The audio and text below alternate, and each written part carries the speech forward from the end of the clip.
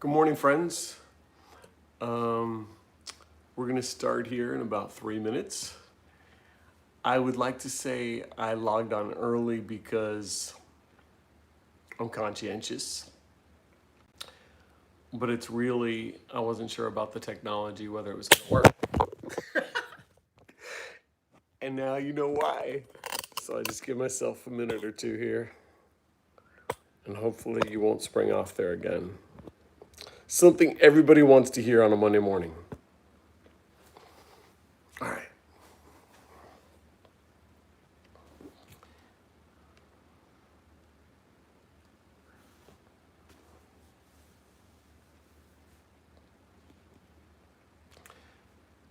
I've never logged on to YouTube before.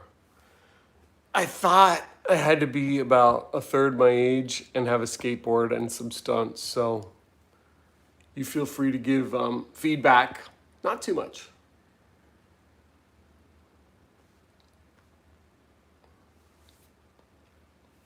Just enough so that I know that you can hear and that this is working. And whatever works for you in this session, it's completely fine. And whatever might not work, just let it keep going. We're trying something a lot of people are doing these days. Something new.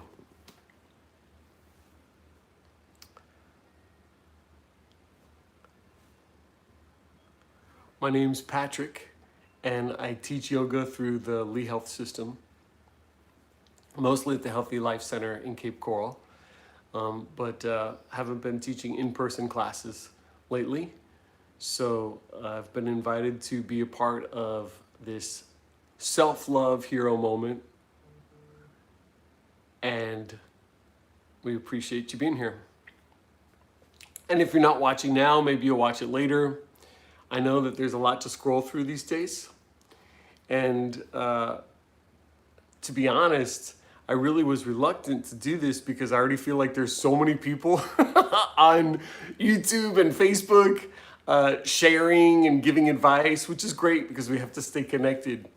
But I initially resisted because I thought, oh, geez, what do I have to add on to what everyone else is doing? And I know that there are a lot of employees at Lee Health and a lot of awesome medical professionals, you included, to support the community. And even when I was asked to do this, I thought, like, there's probably another yoga teacher who's going to be a better fit for this. There's probably an actual medical doctor who's going to be a better fit for this. It's a form of resistance, right? And it's really a form, let's just call it what it is, like self-rejection. Me saying I'm not the right fit for this, when asked to, when tapped on the shoulder, is a form of like declaring like a little mini war with whatever the current moment is, And I know that many of you right now are being tapped on the shoulder and asked to do things that you're probably not used to, that you never thought you would do, that you never expected. And sometimes the stress that comes from that is largely from that resistance, like trying to keep ourselves on track.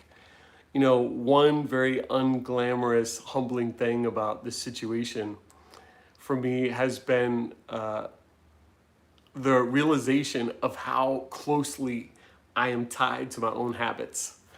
And there have been many days, I don't know if you're in the same boat, where I've actually gone like, am I even here?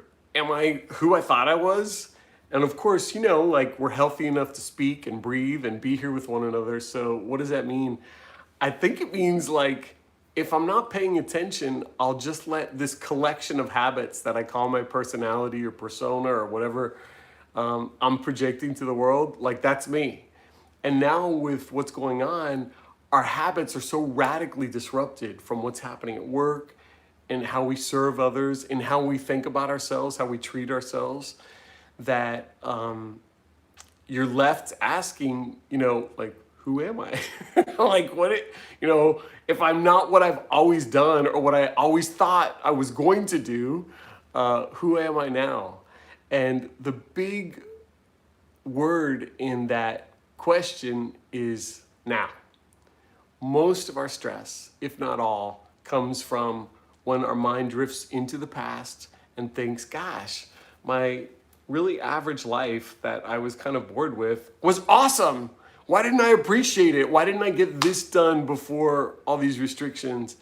And then the same happens when our minds veer into the future and go, when this is all over, then I'm going to start working out every day and I'm going to be so social or oh my gosh, what's that future hold? Like, how much worse, how much different can my life get? What I always thought would happen isn't happening now, so it's definitely not going to be. Either way, we're swinging between the past, which is already gone, and the future, which is not known. So really those two things, the past and the future, are existing in our minds.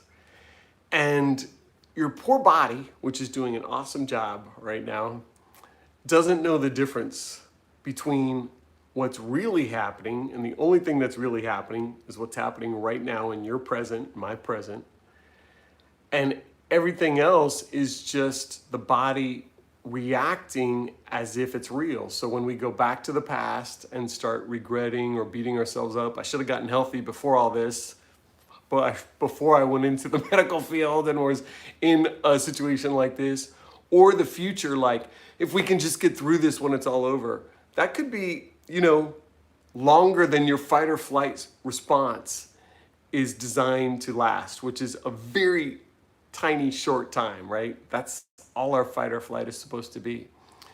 Your body won't be able to sustain it, regardless of what other condition you might be afraid of contracting or getting. We've got to be able to relax. And the only place that's available to us is in the present right now. So I'm really glad you're here right now. And even if it's a lark and you've scrolled through a million things and you just ended up here, you might want to check it out and see what's in it for you, because that's really important right now. You know that you have the appreciation of the community, really a nation, and even a world in what you're doing and what you chose to do before this day, which is to serve others and to support someone else in their healing, which is a very powerful commitment to make. But as you also know, we can't give anything to anyone else that we don't give to ourselves first.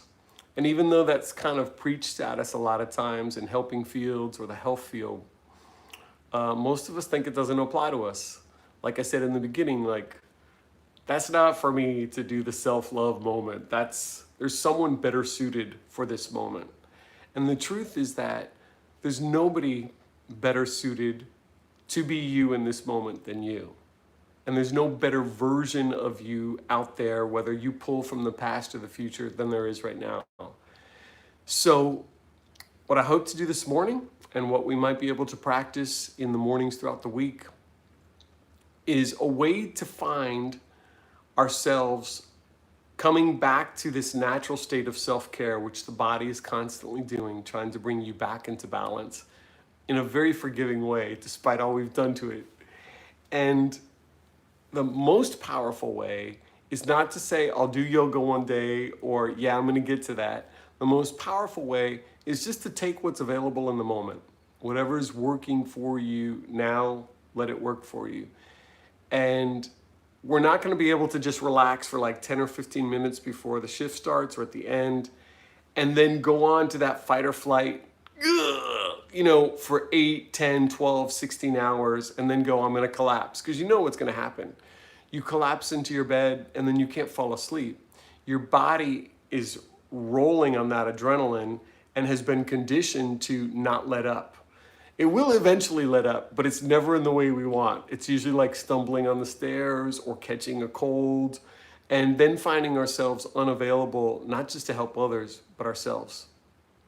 So the quickest way back to it, which you already know, I'm just here to gently remind you, is through the breath. And the reason the breath is so powerful and important is that it will be available to you throughout the day, throughout your shift. Even coming home to the screaming kids or the dog that doesn't give a flip that you've been working all day and wants to go outside. Whatever those triggers are, we all know that we're not going to be able to manage the triggers because we don't even know what triggers us until we're like, geez. But the breath is available to you moment to moment to moment. And if you pay somewhat close attention, it doesn't have to be super close attention to your breath, you'll notice that it is responding throughout the day. There's a different breathing pattern for every physical, mental, emotional, or contemplative pattern you have. And particularly when we're dealing with something like this, where we're all very conscious and our attention is placed on respiratory distress, we might actually breathe more shallowly, even in just discussing or thinking about that.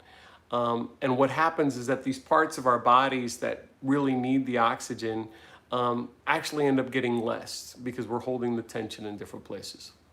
So before going through all of that, I'll just invite you to try a breathing technique with me now. This is something that's available to you now, or if for whatever reason you don't want to get into it now, you can try it a little bit later to see if it works for you. The thing that's most important, it's very simple. It's just going to be a couple minutes and then we'll be on with the rest of our day. But even if you just come back to it one time, it's going to be worth it.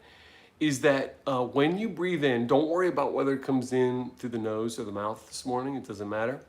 Just take it in, whatever's available. If you're stuffed up in your nose, take a little more in through your mouth, and don't let your mind stop you. Like one time in a yoga class, they said only through your nose because it filters it better. And I just go with what's available. Breathe in.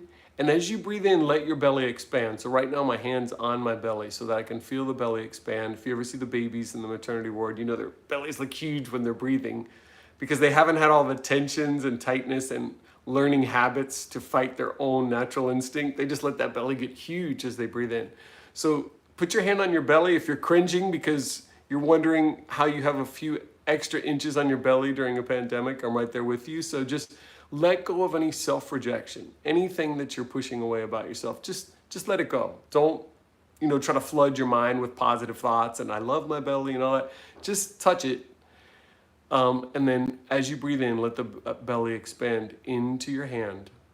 And then as you breathe out, just feel how the belly draws in toward the spine without you sucking it in. So just inhaling deeply. Immediate exhale, don't hold between the inhale and exhale. You can make a little sound, it's okay. Sound is a good energy release. Inhaling. Exhaling. Close your eyes if it's available for you. Inhaling. Just let the inhale be complete. Exhale, let the belly draw in. Continue in this way. Feel your belly because it really will help. It's just easier than you trying to am I breathing? Sometimes we're not even sure. Don't worry about doing it wrong. Just as long as the belly expands as you inhale, draws in as you exhale. I was talking to Dr. Colon the other day, and he points out that a lot of the serotonin comes from our gut. And sometimes we overeat. I know I'm the only one who's doing it to self-soothe during these stressful times. And when your belly expands just from the food that we're stuffing in there, it'll touch off some of that serotonin release, So we're looking for that feeling, but it's kind of uncomfortable because then your digestive system has to do a number on all that.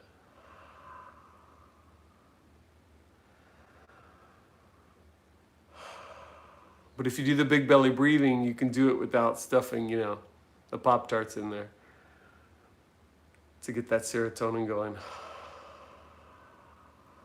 And just continue in this way as much as possible. Your body's your first home. You might be spending a lot of time away from home right now, which is much appreciated. But even all the gratitude that's going to come to you from other people, from those you're serving as patients, your coworkers, the staff, the label of hero or heroine, it's not going to be enough if we're starving ourselves of that self-appreciation. You don't have to go all Stuart Smalley, but at least start with the basic building block, which is the most profound, that which is keeping us alive. You know, there's a lot of fear sloshing around in our heads, probably more up here than anywhere else. You know, for real threats, we take precautions, and you're empowered to do that. You've got the knowledge to do it. But for perceived threats, the body's still doing the cortisol and all that kind of stuff. And just paying close attention to your breath, even if you're just saying to yourself silently, I'm breathing in, the belly expands. I'm breathing out, it draws in. Just paying attention to your breath shifts your attention off whatever stressful thoughts that you might be holding on to, clinging on to, or even feeding. Don't reject anything about yourself. There's a lot of talk about the immune system, whose immune system's set for something, whose isn't. We get to be the co-creators of the status of the culture within us. If you put a virus in a petri dish and there's no gunk there for it to feed off, it dies, it goes away, it's not a threat. There's a lot of gunk up here. Speaking from my own experience, the breath can allow us to disinfect this, just to let it clear out that which doesn't serve us. The fear itself can be its own sickness. So just at least letting go of it in the now, when there's not a threat right in front of you, just letting the body know that it's safe to let go of what it doesn't need. Even if throughout the day you're like, did he say the belly should expand or come in on the inhale? It's expand on the inhale. But if you forget, just go with a long sigh.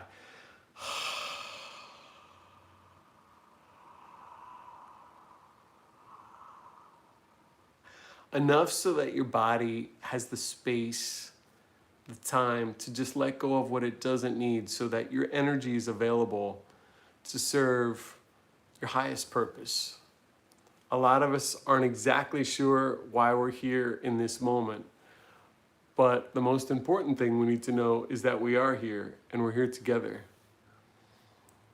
Thank you for being here for me this morning. I'm going to call it Mother Teresa Monday because she's got a lot of quotes that I really like.